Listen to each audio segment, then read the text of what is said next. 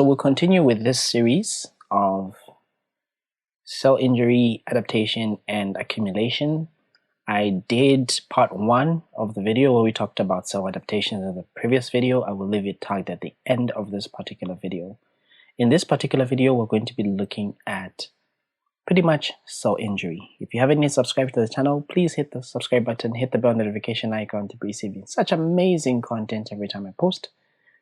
Grab a piece of paper and let's go.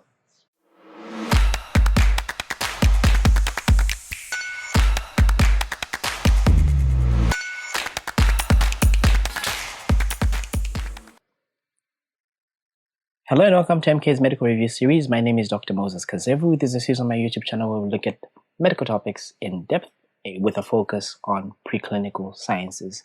In this particular lecture, we're going to be looking at cell injury.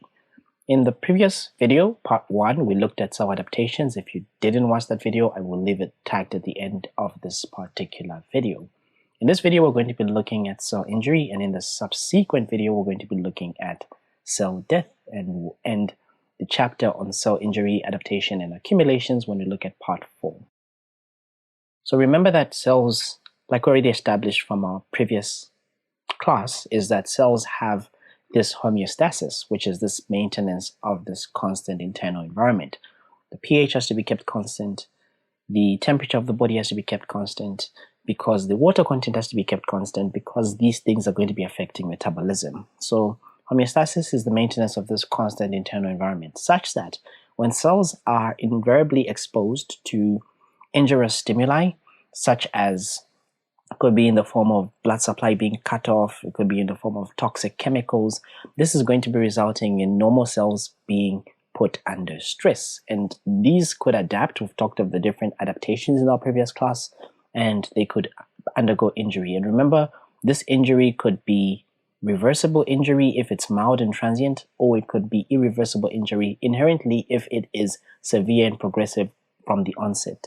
This irreversible injury could lead to cell death, which could either be by necrosis or apoptosis, which we'll talk about in the subsequent classes. Remember that cell injury are just going to be this set of these biochemical, morphological changes that are going to be happening, and they're going to be affecting the state of homeostasis, and this is going to be disturbed. Cell injury could either be reversible or irreversible. Reversible injury is usually seen where you have mild injuries that are attacking the cell and it has failed to adapt. Then irreversible injury, if you have a severe or if you have a progressive thing that is causing damage to the cells, it could lead to irreversible injury that will ultimately result in cells dying by either apoptosis or necrosis. In the early stages or in milder forms of injury, remember the functional morphologic changes are often reversible. And I will talk about some of these changes and what we see on the microscopy of some of these changes. And if the stimulus is removed, reversible changes could revert back to normal. Remember that cell injury is going to be as a result of these cells that are being stressed so severely that they will no longer be able to adapt. And when these cells are no longer able to adapt, or even if it's in a scenario where it's exposed to something that is inherently damaging, or this cell is suffering from intrinsic abnormalities like problems in the DNA, problems in proteins, this is going to be leading to cell injury. And remember, without this injury being removed, cells are going to progress to irreversible injury and they're going to die. So as this damage has continued, this irreversible injury has set in, the cells are not going to be able to recover in time and they're going to die. And irreversible injury is going to be marked by 3 important things. Remember, the key word that I want you to keep in mind is that there'll be a problem in the membranes. So it could be a problem in or changes in appearance in the nuclear membrane, or even changes in appearance of the nucleus. The nucleus may begin to be fragmented. The nucleus may be fragmented. Or it could be a rupture of the cell membrane. Number 2, there'll be a death of the mitochondria, which are going to be the powerhouse. And remember, mitochondria have these enzymes such that if these enzymes leak into the cytoplasm, they can trigger processes of cell death. And you could also have lysosomal digestion, which is known as autodigestion. Sometimes if the membranes of these lysosomes is affected, they'll spill out their lysosomal contents or their enzymes to begin to digest the cell. And cells are going to be dying by 2 types of cell death: necrosis, which I like to call as genocide, where a lot of cells are being killed off, and apoptosis, where single cells are being killed off. And these are going to be differing in mechanism, morphology, and roles in disease as well as in normal physiology. Remember, necrosis is always pathological. It's always going to be associated with inflammation. It's always going to be associated with some sort of pathological injury. Whereas apoptosis usually does not associate with an inflammatory response. Sometimes it can, and sometimes apoptosis could either be physiological or pathological. So remember that different things can cause cell injury, and these are going to be ranging from gross trauma, for example, someone who's involved in a motor vehicle accident, or even sometimes just as little as a single gene defect that is happening that's causing a protein that is synthesized from this gene to become non-functional, an enzyme that is synthesized from this gene to become non-functional, and therefore this affecting the metabolic process. Remember that most of these injurious stimulus are going to be grouped in one of the following categories, and we'll talk about each of these causes in some significant detail. It could be due to hypoxia, it could be due to chemical agents, it could be due to infectious agents, it could be due to immunological reactions, it could be due to genetic factors, it could be due to nutritional imbalances, physical agents, even aging could be causing some of these injuries. So we'll begin with hypoxia, begin with ischemia. So here there are some terms that I want you to take note of. The first term is what's known as hypoxia. So remember, when we talk about hypoxia, it's just what you can think of it in the back of your mind as a relative oxygen deficiency, a low oxygen partial pressure. If you're talking about a low oxygen partial pressure inside the bloodstream, we refer to that as hypoxemia. So hypoxia is just relative oxygen deficiency or low partial pressure. It could be in the environment, it could be in the body. Hypoxemia specifically in the blood. And remember that there's an imbalance between the oxygen that is there, the need for the oxygen, as well as the available oxygen that is there. There's an imbalance, and this imbalance means that this patient will have hypoxia. And hypoxia could be as a result of the blood supply being reduced, or the demand being increased that cannot be met, or sometimes a problem with the carrying molecule, which is hemoglobin. So that's what hypoxia is all about. Hypoxemia, low oxygen concentration within the bloodstream. If there is completely no oxygen supply, we refer to that as anoxia. Ischemia, on the other hand, is loss of blood supply. And remember that ischemia is far much worse than hypoxia. Why is this so? Because ischemia is going to deprive you of nutrients like glucose. It's going to deprive you of oxygen, which is needed for aerobic respiration. It's also going to mean that the waste materials that are being formed by these cells are not going to be carried away. So ischemia is going to be worse than hypoxia. So you would rather have hypoxia than ischemia if you were to choose one of the two. And remember, hypoxia is going to be interfering with aerobic respiration. And remember that once the cells now begin to respire anaerobically, this will mean that lactic acid will begin to form, and it's an acid. The pH is going to drop. It's going to become acidic. In addition to this, there's less energy that is formed from this anaerobic respiration. And like I said, ischemia is worse, and it's going to be coexisting with hypoxia. And this is going to be meaning that there's going to be some waste materials that are accumulating, nutrients are going to be lacking, oxygen is going to be lacking, and this is going to be causing, of course, acute cell injury. Now, what mechanism is happening in both ischemia and in hypoxia? Remember that the underlying thing is that oxygen is not getting to the tissues. Remember that oxygen is supposed to be needed for the process of aerobic respiration, which produces water and carbon dioxide as byproducts and produces a lot of energy. But because now you don't have enough oxygen, the cells are now going to switch to a type of respiration which is known as anaerobic respiration, which is predominantly glycolysis. And this is going to mean that less energy is going to be made, less ATP is going to be made, and this is going to be meaning that there's a lot of lactic acid that is going to be accumulating. And this is the same thing that is happening even with ischemia. What is even worse now is that the substrates that are supposed to be delivered for glycolysis are not going to be there. The oxygen that is supposed to be delivered is not going to be there, and the waste materials are going to accumulate at the site of production. So remember that once now oxygen has been deprived from these cells, the amount of ATP is going to reduce, mitochondria are going to be damaged, there's going to even be accumulation of reactive oxygen species. Even when you reintroduce oxygen to these cells that have been ischemic for some time, they may begin to form these free radicals, which will talk about the reactions in which these free radicals actually form. And remember that there are some tissues that have a greater glycolytic capacity, and they can actually live without oxygen for quite some time compared to others.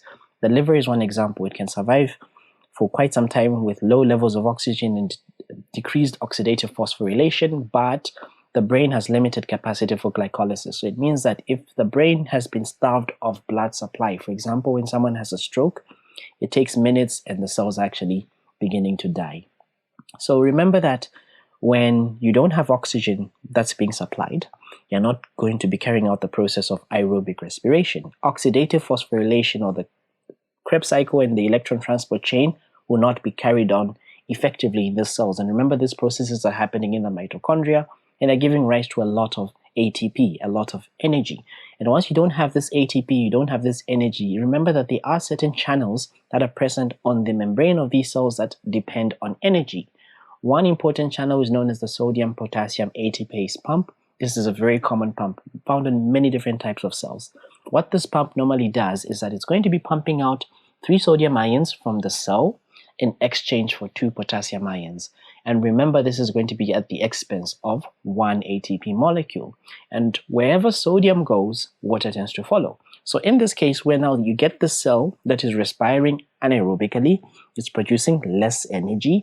It means that even the sodium-potassium ATPase pump is not going to be working effectively. So what does this mean for the cell? There's going to be a lot of sodium that is accumulating within that cell, and this is going to increase the osmolarity within that cell. This is going to pull water into this particular cell. So this is what's going to cause the cell to swell up. It can lead to other cell damages. You can sometimes have calcium pumps that are failing, and calcium can sometimes influx into the cytoplasm, activate various enzymes, and this can actually trigger apoptosis. You may sometimes have depletion of glycogen stores. Remember that once the glucose has been used up, the next best thing is to break down the glycogen so that you can form more glucose. And remember, this glucose is still being metabolized anaerobically, so lactic acid is being formed. This lactic acid continues to lower the pH, intracellular pH, and eventually even the blood pH. And remember that there are certain hormones, or rather certain enzymes, that are pH dependent. In addition to this, the failure in energy will result in now a reduction in protein synthesis.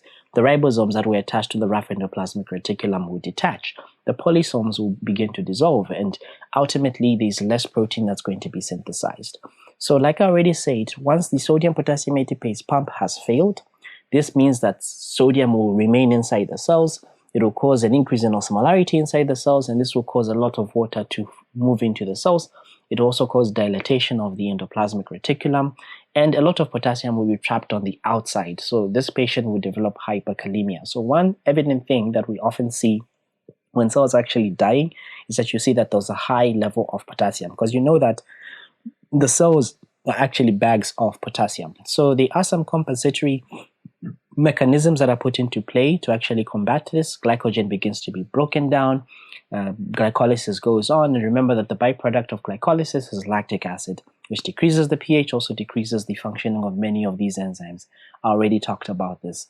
Sometimes you may have failure of the ATP-dependent calcium pumps. That's going to now lead to influx of calcium that's associated with the mitochondrial swelling. Sometimes it will increase the permeability of the mitochondria. Ultimately, if you get certain enzymes leaking from the mitochondria into the cytoplasm, this is going to induce apoptosis. Then if there's prolonged or even worsening depletion of ATP, you get disruption of protein synthesis apparatus. The ribosomes from the rough endoplasmic reticulum will detach. There will be dissolution of polysomes into monosomes, and of course, this is going to result in ultimately a reduction in protein synthesis.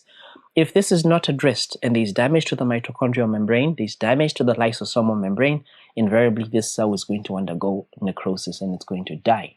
So it means that the consequences may actually be quite severe at this particular stage. For example, if you get a heart muscle, a cardiac myocyte, it may actually stop contracting just as early as 1 minute of you blocking the blood supply, of you obstructing the coronary blood vessels. So if this hypoxia actually continues, you're going to have this ATP being used up.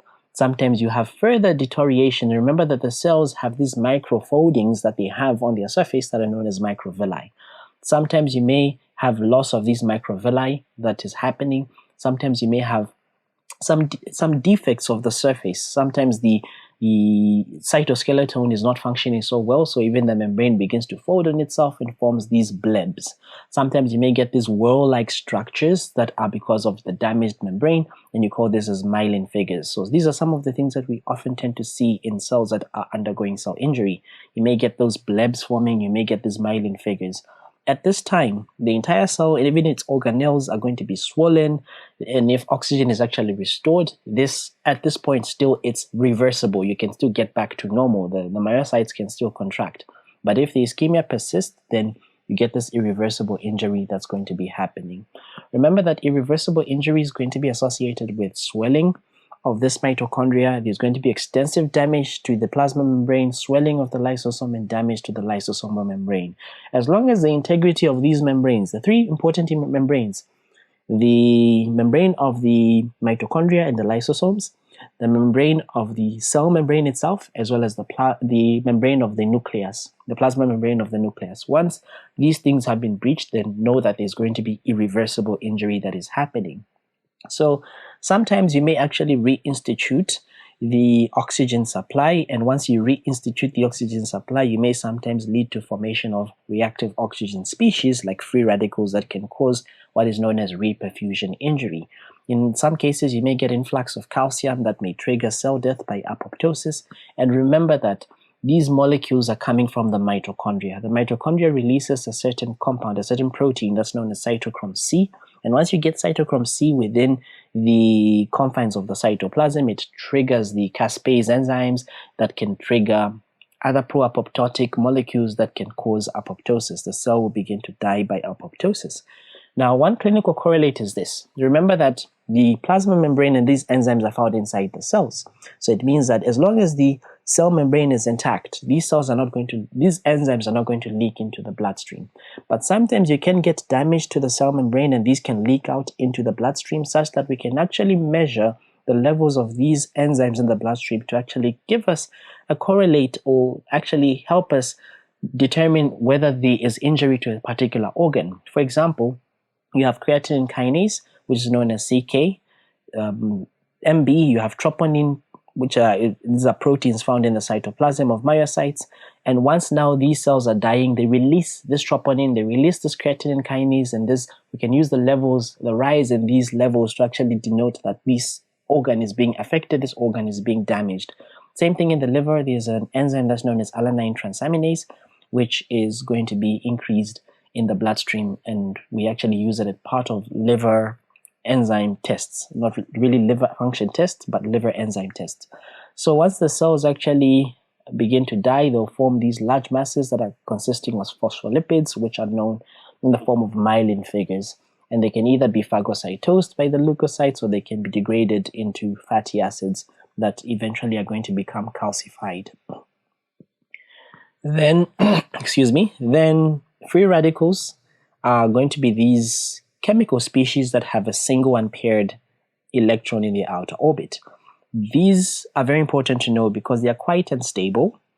These free radicals can actually react with inorganic compounds in your cells. They can react with organic compounds and destroy these organic and inorganic compounds in your body and cause a lot of damage. This is very important because they're going to be attacking nucleic acids. Once they attack nucleic acids, they can cause damage to the DNA. And remember, once the DNA has been damaged, it makes it very difficult for the cell to control its function, for the cell to divide. Some of these free radicals have been implicated in the onset of cancers.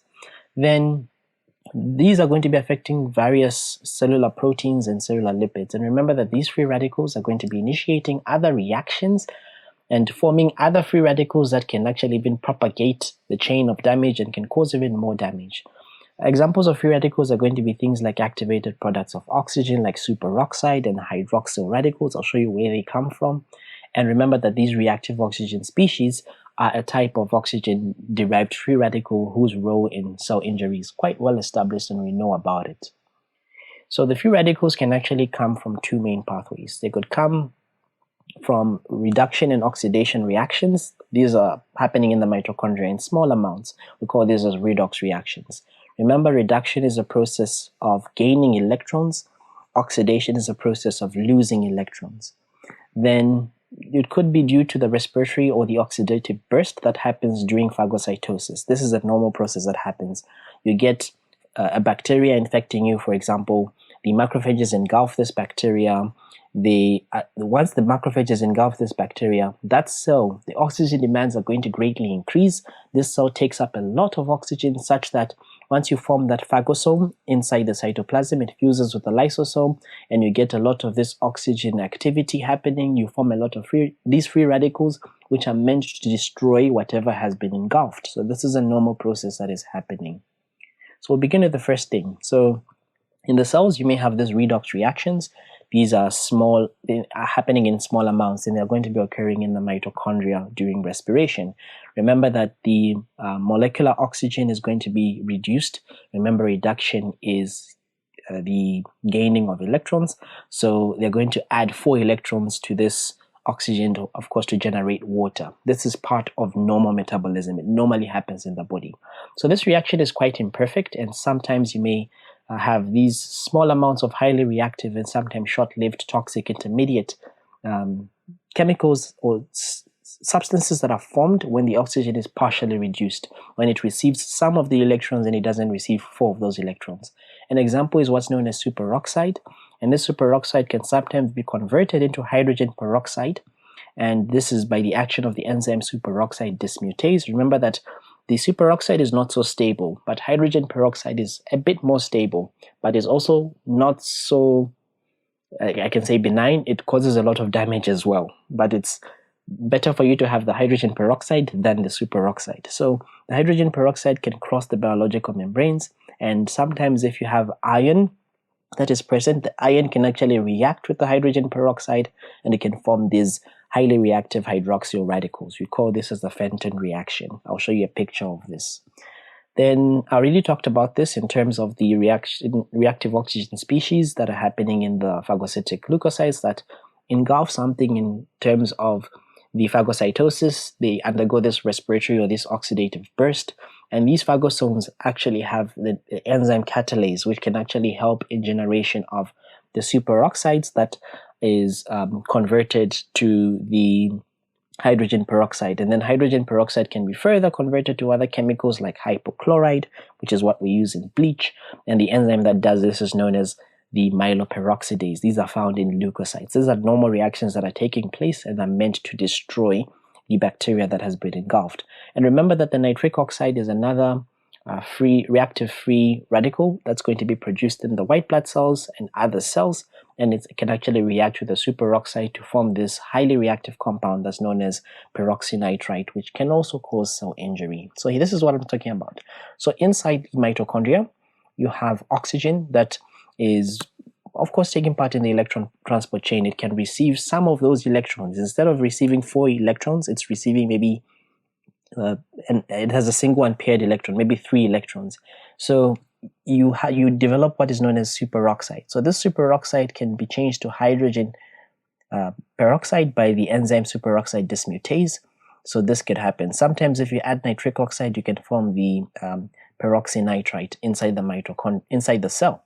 And then this hydrogen peroxide could sometimes react with iron, or in the presence of iron, to form what is known as hydroxyl iron, which is a quite highly reactive free radical. This is also sometimes creates a problem. And remember, as this oxidative stress is actually increasing, it's what actually can cause cells to become stressed. It's what can actually cause cells to become injured. On the other hand, here you have these reactions happening in the phagosome, where oxygen is being converted to the superoxide, and sometimes the myeloperoxidase enzyme converted to hypochlorite, or sometimes it can convert it into the hydrogen peroxide by use of the enzyme, the superoxide dismutase, as well as the peroxynitrite, which is in the presence of nitric oxide. So remember that the damage from these free radicals is determined by the rates at which they are produced and the rates at which they are removed. There are certain scavenger systems and certain things that are put into the body to prevent this oxidative stress.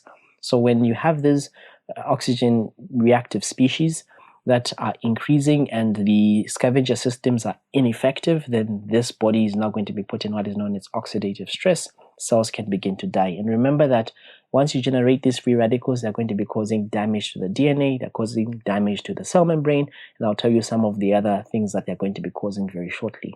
These free radicals can increase in generation in individuals that are exposed to radiant energy like UV light, even X-rays, the same X-rays that we use in the hospital, ionizing radiation, which could actually split water through hydrolysis into hydroxyl ions and hydrogen free radicals.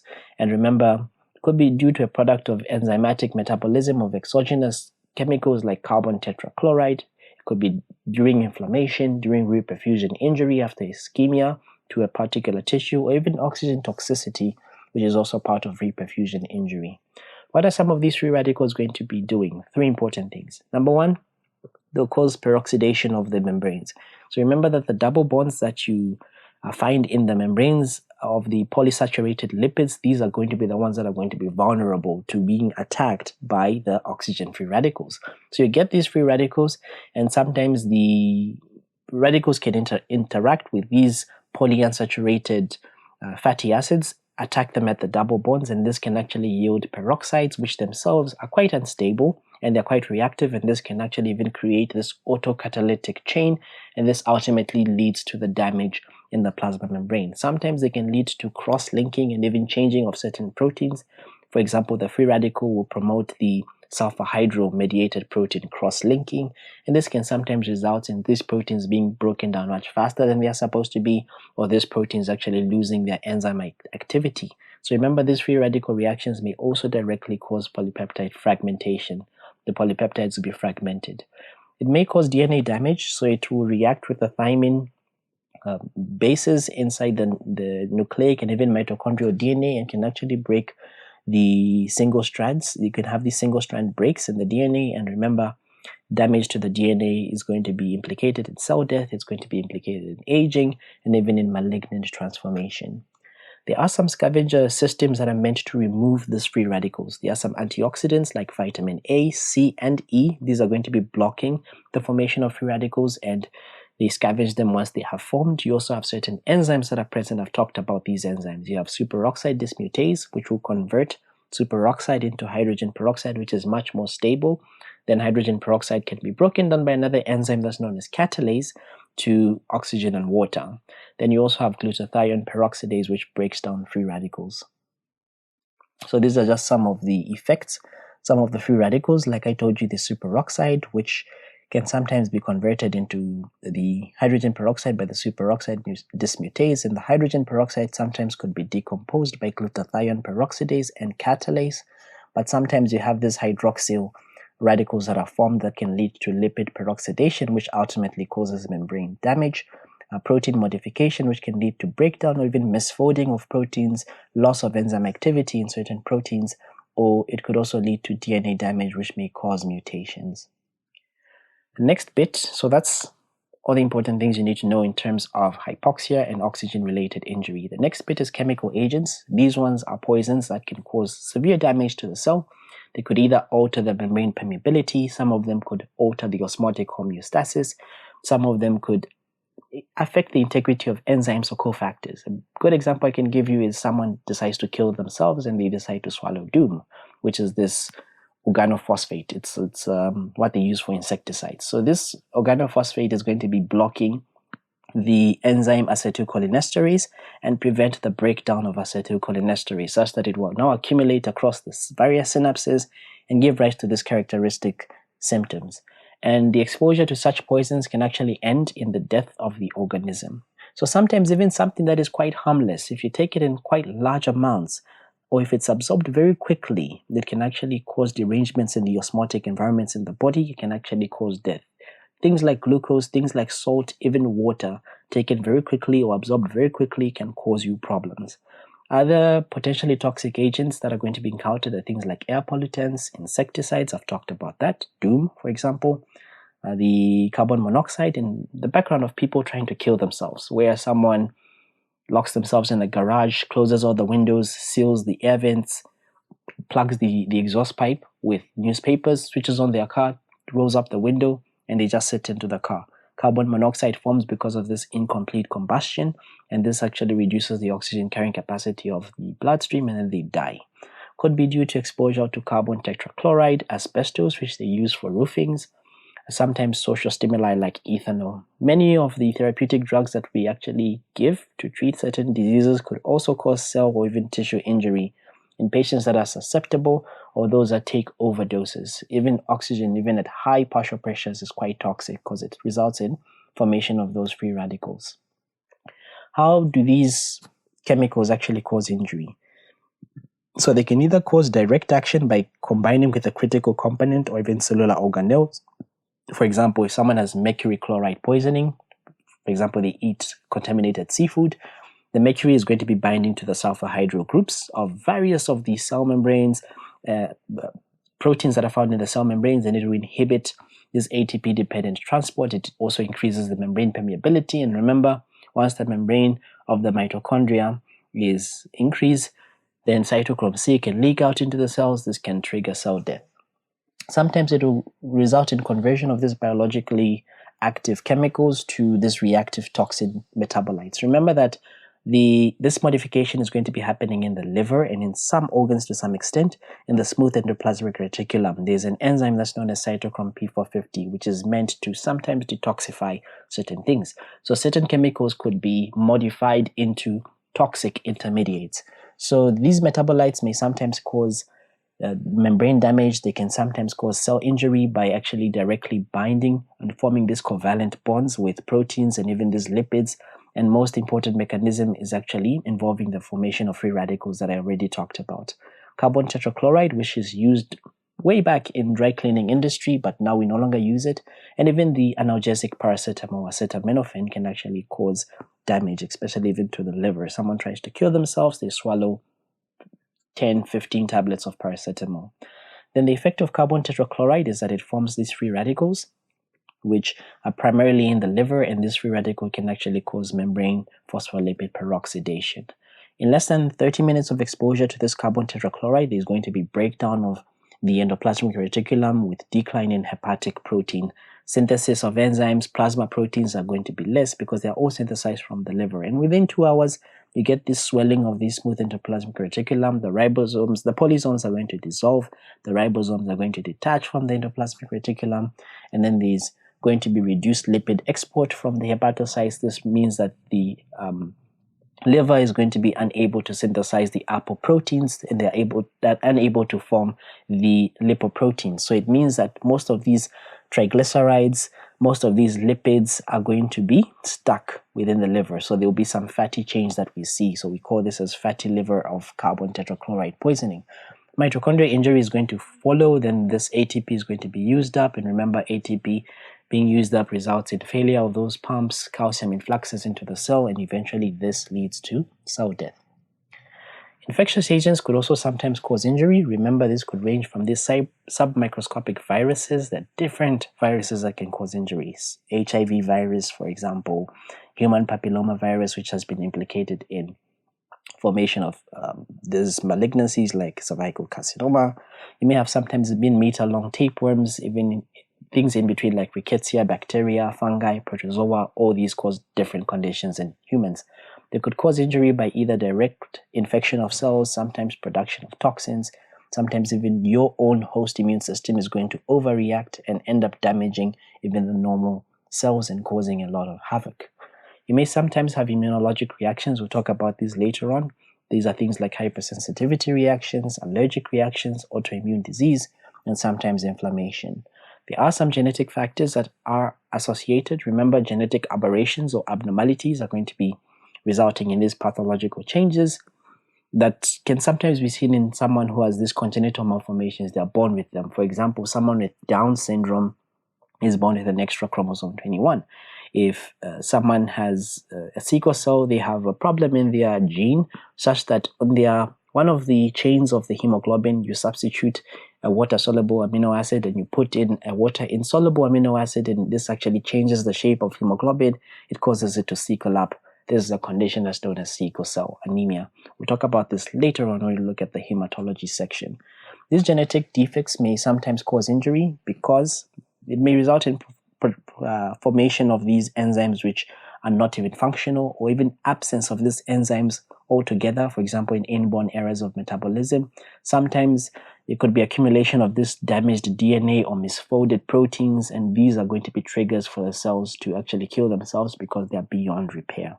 Sometimes you may have these genetic variations or genetic polymorphism that may contribute to this development of many different complex diseases. They can also influence the susceptible cells in the development of cells to be injured, as well as for them to be susceptible to be injured by chemicals and even other environmental insults. Then sometimes it could be due to nutritional imbalances. Remember, if someone is not taking enough calories, they're not taking enough proteins, they develop a condition that's known as marasmus, where there's a total caloric deficiency or total caloric intake deficiency. Or they could have kwashiorkor, where there's a decrease in protein intake, or they could have anorexia nervosa. Sometimes it could be on the other end of the spectrum, where they're taking too much, where they may develop obesity, they may develop atherosclerosis. We'll talk of all these other conditions later on in our course of pathology. There could sometimes be some vitamin deficiencies. Remember, vitamins are important in several different things. For example, someone who's deficient with vitamin A could have night blindness, they could have squamous metaplasia, they could have immune deficiencies. Someone with vitamin C deficiency will have scurvy, which is the bleeding gums. Someone with vitamin D would have the rickets and osteomalacia if it's deficient. Someone with vitamin K deficiency, they have bleeding diathesis, bleeding disorders. Someone with vitamin B12 deficiency, they may develop megaloblastic anemia, neuropathies, and even combined subacute degeneration of the spinal cord. Someone with folic acid deficiency may have megaloblastic anemia.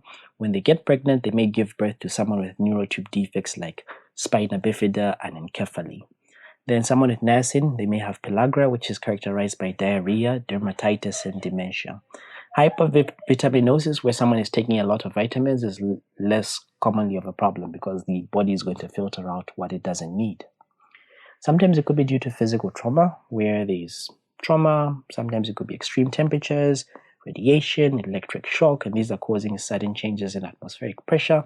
All these have wide different effects on the cells. It could sometimes be due to aging. Remember that aging is this, as you get older, everyone gets older, there are these cellular senescence, which is cell aging, that leads to different changes in how much the cell can replicate, and even the repair abilities of this cell, individual cells, and even tissues at large. So all these changes tend to diminish. The cell usually is going to accumulate with oxidative stress, and eventually it's going to die. So eventually, if the important cells die, the organism itself is going to die. Now, what's the mechanism behind cell injury? Remember, I already talked a little bit about this. You have maintenance of integrity of the cell membrane. If that is breached, cells are going to be injured.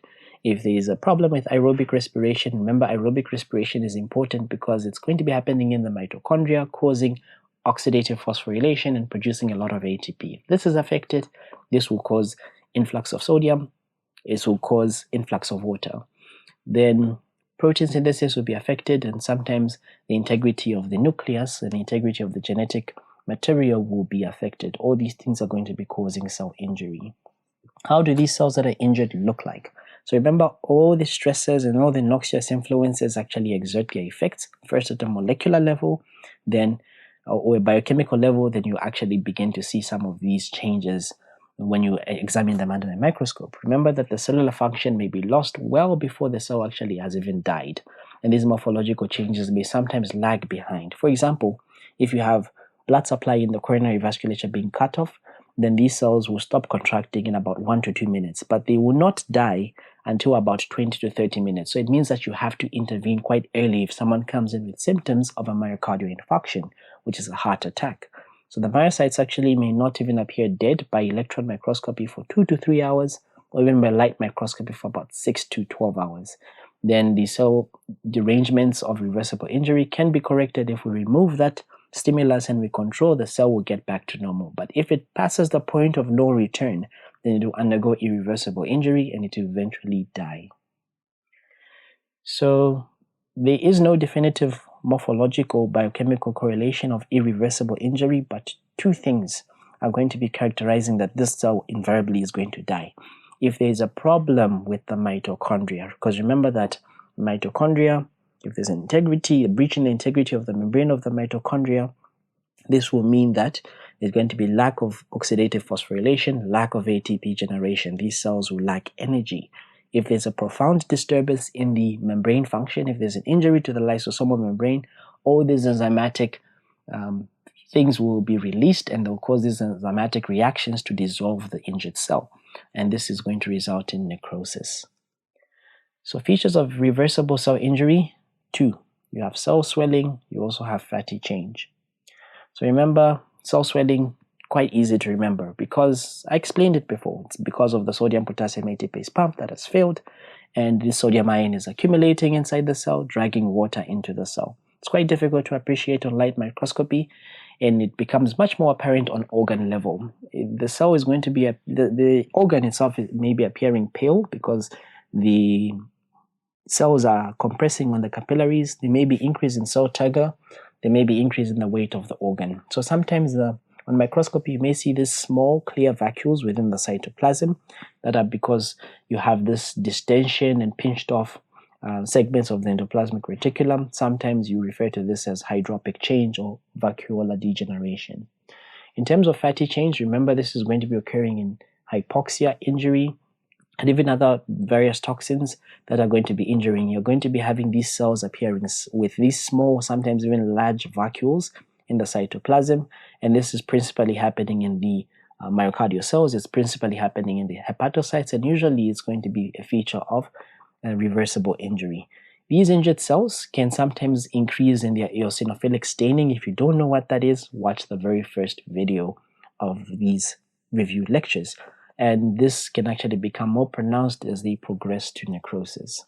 So here's a picture to show you the different tissues.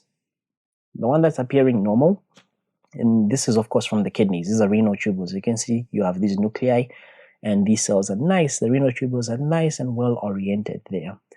In image B, here there is reversible injury. How do I know that there's reversible injury? We can see that these cells are appearing quite thick and quite big, and even the cytoplasm, look at this one, it's appearing much more pink than the rest of the cells. Even this one here is appearing much more pink than the rest of the cells, and the cells appear swollen. Occasionally there are some cells which have already died. As you can see, there's some distortion here of the anatomy here, and some of these cells have even lost their nuclei. Some of them have already died. And then here, see, there's some necrosis. We can't even tell the anatomy here. The epithelium has been lost. The nuclei, you can't tell. Most of them have been lost. Most of these cells have been fragmented, and some of the content have even leaked out into the lumen. So here at part C, here there's irreversible damage. So remember that the changes that are associated with reversible injury, you may have plasma alterations. They may be like blebbing, blunting, or even distortion of the microvilli and loss of intracellular attachments. This is what we see in intracellular changes in terms of reversible injury. Sometimes the mitochondria appear swollen. It may appear with these phospholipid-rich amorphous densities. You may have dilatation of the endoplasmic reticulum with detachment of ribosomes and dissolution of polysomes. You may have some nuclear alterations, clumping of the chromatin. Remember, if the chromatin appears clumped, this is reversible injury. If the nucleus is fragmented, karyoraxis, then that's usually seen in irreversible injury. So nuclear clumping is seen in reversible injury. The cytoplasm may contain phospholipid masses like myelin figures, which are derived from damaged cell membranes. I really hope you enjoyed this video on cell injury. If you did, consider subscribing to the channel. Hit the bell notification icon so you never miss on such amazing content every time I post. To Zambia and beyond, my name is Dr. Moses Kazevu. Until next time, bye-bye.